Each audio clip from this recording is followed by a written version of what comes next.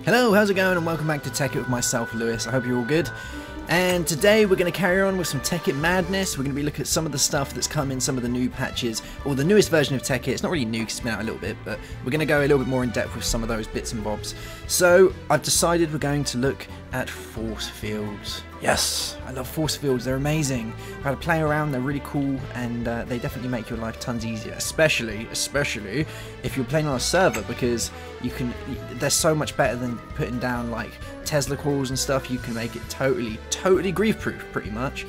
Yeah, so we're going to get on and show some of these off and how cool they are, and it takes a lot to make one though, so just bear with me on this one, because this is quite a mission.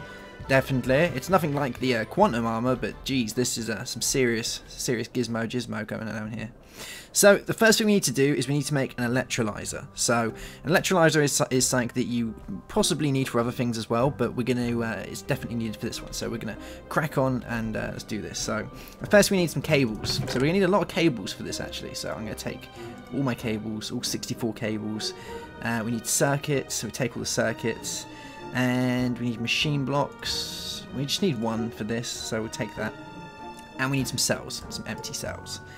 We just need 2, I believe. So the recipe for this one looks a little bit like this. So you put a machine block at the bottom like that. You put 2 cells either side. You put a circuit just there, and then you fill the sides with some cables, and you get an electrolyzer. There we go. Now the electrolyzer is awesome because it allows you to electrify water cells, making them into electrolyzed water cells, which is quite sweet. So I'm going to pop it down just here, right next to this. It won't work if you tune down the voltage. It has to be a high voltage. So if we put it here, it will go directly into our MFE, and that will power it quite well. So we need some water cells. Now this does take bloody ages. So yeah. I think I can do it straight from the water out here actually. Let's take some water. Whoop, there we go, 1 water cell. You're going to see what I mean about how bloody long it takes to do anything with this. Jeez. So, let's pop this in here. There we go. Now you can see that it's gone a little bit red. Just a little smidgen of red. Now that is going to carry on going along until it makes electrolyzed water cells. Now you can see that this really doesn't use much power at all, to be honest. My solar panels on top are dealing with this easily, totally easily, and this like I say, it takes bloody ages. So I have made some already. Here we go, we've got 6 here already, which I think is the amount that we need, I hope. Ooh, we'll find out. And I guarantee by the time we finished all this, we will have at least one electrolyzed water cell, which is good. So there we go, pop those there.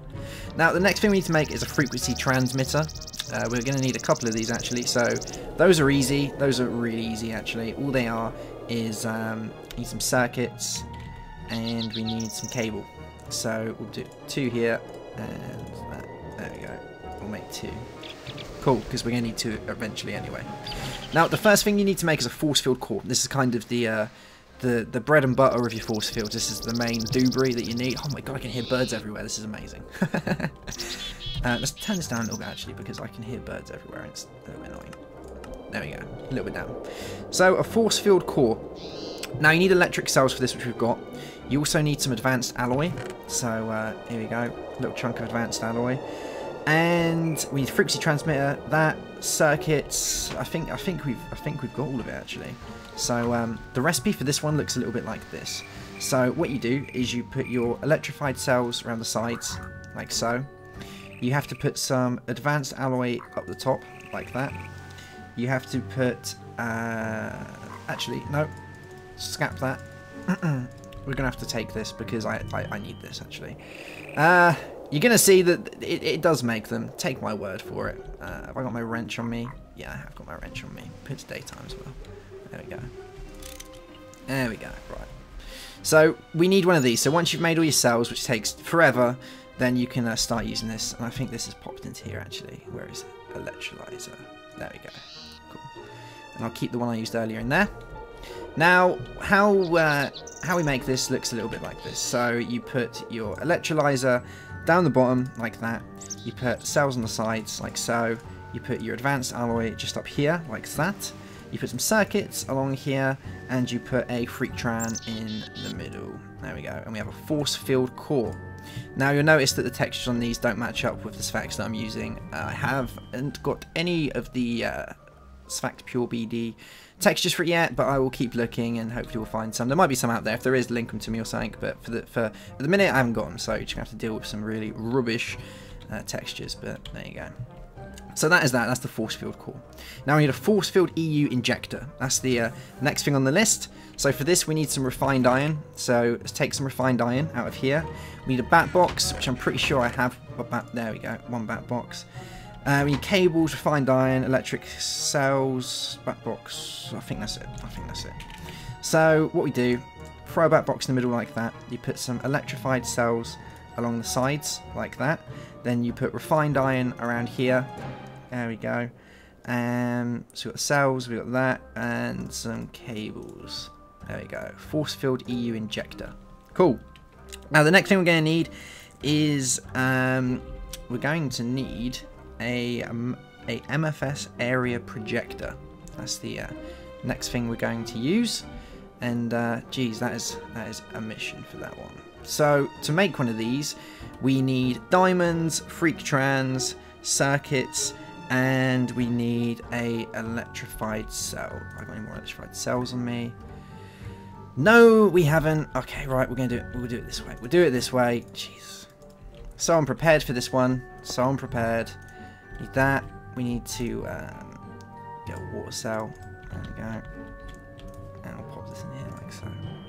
While it's doing that, I guess I'll go show you guys half of it. So we're going to plug this bad boy up here. Alright. I'm going to put him on the roof because I'm going to show you the magic of this Forcefield. It's going to look insane. Seriously going to look insane. So we're going to plonk it all up here. We're going to connect it up all through here. And I'm pretty sure I have some cabling on me. Yes, we do. So let's at least get this up here. So that there, and that there, like that. Now, we need to put the Forcefield EU Injector at the bottom. So let's plonk this one down here. There we go. And then you can put the Forcefield core on top, like that. Now, to be honest, there's many different ways of doing this, and this is such a really simple setup that it is really, really simple, take my word for it. You can do lots of upgrades, you can kind of change it all around and make it all look fancy and all that, but for the time being I'm just going to show you the basic setup, and in the next couple of episodes as well I will show you how you can put force fields around your nuclear reactors, which is cool because it means if they blow you ain't got nothing to worry about. And they do also help with cooling the reactors and showing how close it is to exploding and all this, so yeah, that's cool. That is definitely cool. Now you can see in here we have an MFS generator core. This, when it's powered, will show all the power going into it, transmitter range obviously, and you have to put a card in there which we'll make at some point as well, and then we can get it all going. The transmitter range is obviously this can go 8 blocks. You don't have to put what we're going to make in a minute. The MFS area projector, you can kind of move that around and then use the cards to link them together, which you'll see in a bit. So let's get down here, like that. And we need, if I have on them, yes, we need a lever. One lever. There we go. How far is this? How far? Almost there, almost there. So let's get up here and put our lever on this bit. Do you like my cactuses? They are so sweet. They are the victory cactuses. Victory cactuses. There we go, from Equivalent Exchange. So that's on there now. So if I click that, you can see it's all lit up. And force power storage is filling. There we go, so that's going up nicely. We'll turn off the time being though because I don't want it turned on just yet. But there you go. You can do it different ways. I guess you could turn it on with like red power or something. I'm going to try and do it with computers at some point, which would be pretty cool. Because I was thinking, you'll see the problem with the force fields in a bit, but to do it all with computers would be really sweet. So here we go. So electrolyzed water cell. There we go. Exactly what I wanted. So we just needed one. There we go. So for this one, we need diamonds. And that is pretty much it. So we put our electrolyzed water cell at the bottom, we put circuits either side like that, then we put diamonds all the way around like so, and a freak tran in the middle, and we get an MFFS area projector. Okay, let's go plonk this on top. Oh, now there's different types of projectors you can get, but this is kind of my favourite one. This is the one I prefer the most. Let's just put this on here. There we go. Now with these you can, obviously when we power it up you can get power going in here as well. I haven't linked them together yet because we need to make a frequency card, which we will do in a minute. And we can increase the radius, so I'm going to put it to 15 blocks, and we're going to change. You can do cube or sphere. I'm going to keep it as cube though because I prefer it. I think it's a lot easier. Now let's go make a card. So cards are another thing that's fairly easy to make, to be honest. We need some paper. We need more paper than this actually. Let's put this in here. Yeah, let's make a load of paper. There we go. So we need paper and a circuit, which I think I've got a circuit on me. Yeah. So circuit and paper. There we go. And we have a blank MFFS card. Now the MFFS cards are basically, what you do with them is you put them in the core, just here, and that will then link it to that core. So it's lit up. You can see that it's lit up. We take it out. And obviously this can be somewhere else. Like I said, it doesn't have to be close to there. The power will transfer. So if we put this in here, there we go. It now reads it. It knows what's going on. It knows that those two are linked together. You can see that the force, it knows how much force is inside there. So they're perfectly in sync. Now if I was to turn this on, you'll see the magic of the force field. So here we go. Boom. Check that out. That is the force field of magnificence. The whole base, the command center, the command post, the technical wizardry lab is totally engulfed in an amazing force field that's 15 by 15. Gotta love it. You can't get out of it, you can't break it. Like, even with these things, like bomb, bomb, bomb, bomb, bomb, nothing. It shoots off bits of lava because it can. Now that is sweet. And that's pretty much the ultimate way to protect your goods, you know, protect all your amazing bits and bobs. Haven't got to worry about it. Simples. So there we go, that's the force field. Now it does drain your energy quite a bit actually, so if we look in here you can see it's going down. I would probably say nuclear is the best way to go for it. I definitely would probably go with nuclear actually. So let's go and turn it off first. Here we go. Oh, getting a bit of lag actually at the minute. Oh, I don't seem to want to be able to jump. Hold on guys. Okay, we're back. There we go. A few technical issues there, but we're good. Right, so force field. Right, so the force field's up and running. Everything's cool. Now, I did want to say that if there is a few minor problems with the force field, and that would be that if you do manage to get outside the force field, there's no going back in. Literally, like, unless you run out of power, which hopefully you will, then you're not coming back in, because if you dig underneath here, you can see that it literally will just force field it back in again. There you go. There's no hope. There is no hope. Now there is one way. There is one spectacular way of doing it. So let's see if I can do it this way. So let's go turn the force field off.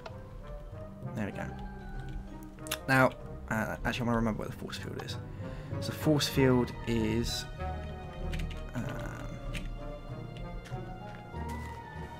right there. It's on the edge. Right on the edge.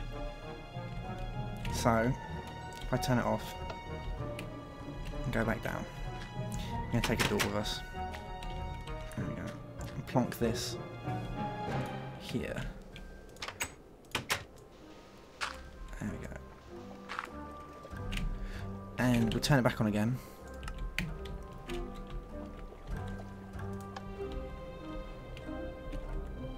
Oh! Then we can get out. There we go. Hey! Then we can get out. Hey! Now that is the only way of doing it. That is literally the only way of getting outside of the force field. Seriously. Like, if I took the door away, it will then start refilling in again. There we go. See? Bad times. Even if you try and put blocks in the way of it, it just won't work. If you make an arch, it will go straight through the arch. It has to be a door. There you go. So, that's it. That's the force field. That's pretty cool though, isn't it? Think about it, because you can stop all the mobs getting in, you can stop players coming in and grabbing all your gear. I don't know if servers kind of stop people from using it. I've heard that some servers don't let you use it, which is uncool, but I guess if they don't want you to, they don't want you to, but in my eyes, that is amazing. So we're going to keep that up there, and in the next couple of episodes we're going to look a bit at computer craft and see if we can find a way to kind of link it all together. My cactuses are looking brilliant, my celebration cactuses, and I'm missing the door, so good times. There we go. Beautifully. Alright guys, I'll see you soon for another episode in the next couple of days, and yeah.